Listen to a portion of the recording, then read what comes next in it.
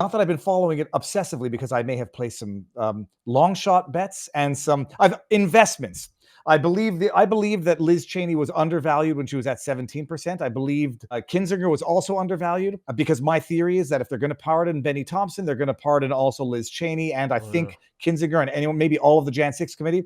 I think Trump, who's currently at 4%, is wildly undervalued because I'm thinking, especially with the sentencing on Friday, and I want to float something by you, that Biden might say, I'll pardon everybody, unification, and everybody on the Jan 6 committee. First question first, we've talked about it.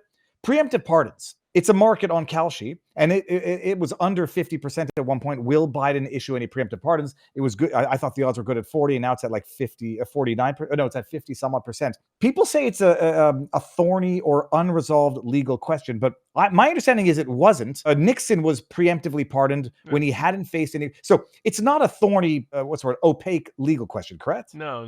Not once they pardoned Nixon. Okay, good. So I feel smart, and I was like, okay, fine. Those odds, it's not the legality that would impede Biden. And then some people are saying, well, he gave a preemptive pardon to Hunter. I was like, yeah, that one is 50-50 because it was sort of based on federal charges that were already filed, then maybe ancillary. So he can issue a preemptive pardon in your view, and I thought that was the case as well. Does he do it?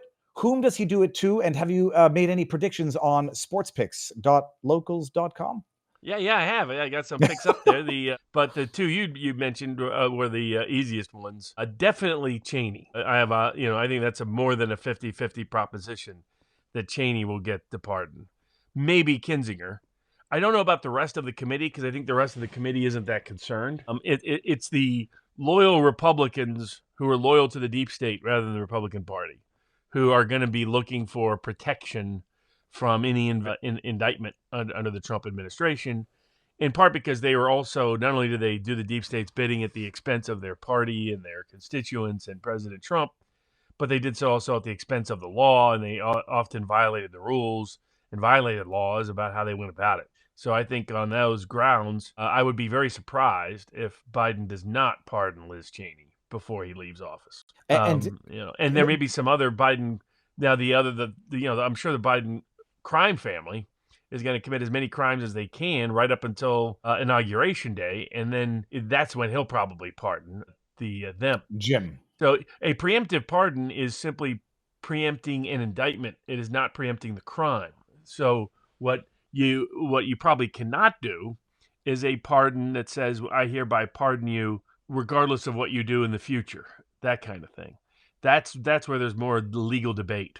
Even there's a good argument that you could issue preemptive pardons of future conduct. But that's you would go back to the privateers, right? The people forget about a lot of the so-called pirates, 17th, 18th century, were actually working for governments, and we're called privateers as opposed to pirates. Even if they were wearing the Jolly Roger, they had protection. Well, how did they have that protection? Usually, some form of almost preemptive pardon is what was there. That you were doing this at the behalf of the government. It wasn't formulated like a preemptive pardon, but you could say it kind of was one. In practice and effect. So there's an argument that you can pardon future conduct even. But that hasn't been tried. Usually, a preemptive pardon is past conduct, but the indictment hasn't come down yet, and there's been no conviction yet. I got to ask just specific examples because Benny Thompson, for whatever the reason, has rocketed up within the last day. The two questions here. We've established that you think it could cover state crimes, or there's an argument there, but it definitely covers federal crimes. Right. The current belief is that it can't cover state crimes, but there is an argument that it could. And even before Benny Thompson, my theory, just working this into Trump's conviction with Judge Merchan, is the judge gave him an unconditional discharge at a state level indictment. There was at least one of the three underlying predicate felonies was a federal crime. I think it was federal election interference, whatever they wanted to call it.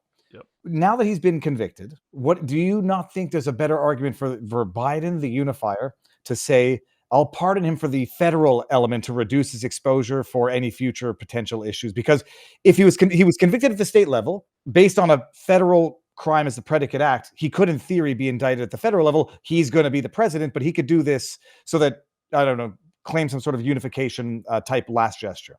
Yeah, I always thought that was a smart move. I thought he should have done that when he pardoned his son, and that would have led to be less focus on his pardon of his son. And he still has time to do that. And he could pardon Trump. He could pardon people in the Republican world. He could pardon Matt Gaetz. He could pardon whomever to try to provide some political cover for the Democratic pardons that are definitely coming.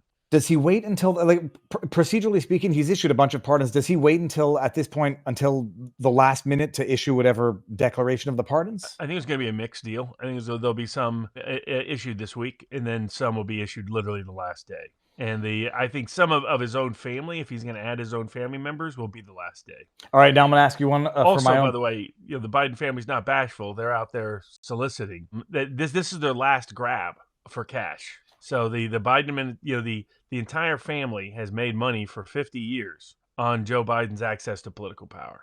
He's about to lose that forever. That means that they're going to be out and about, cashing in as late as they possibly can, and he'll want to pardon as late as possible so that it includes anything they're about to do over the last 2 weeks in selling access to the presidency to cash in one last time. I'm going to ask you one from my own personal perspective, Robert. Sam Bankman-Fried. I can motivated reasoning, and when it comes to Sam Bankman at 5 cents to 5% chance, I've rationalized it to myself. Am I overestimating the political clout that his family had within the Democrat Party? Well, we're going to find out. Put it this way: if he has dirt that he's been sitting on, then he'll get pardoned. If he didn't have dirt he's sitting on, or they don't believe he does, then he won't be. If he gets pardoned, it means that there was high-ranking Democrats he could have implicated that he didn't, knowing if he kept his mouth shut, he could get a pardon from Biden on the way out. Because he does still have an appeal. Is he? I mean, he's currently his appeal appealing? is still pending. Yeah. Interesting. All right. And what might account for the fact that within the last 24 hours, Benny Thompson's chances for a pardon spike? Is there Must have been somebody said something publicly about it. Okay. Thompson doesn't strike me as a guy who's worried that the Trump administration will go after him, but he was chairman of the committee and that orchestrated a lot of the illegal activities of that committee. So he, Kinzinger, and Cheney would be the most logical people to pardon off that committee.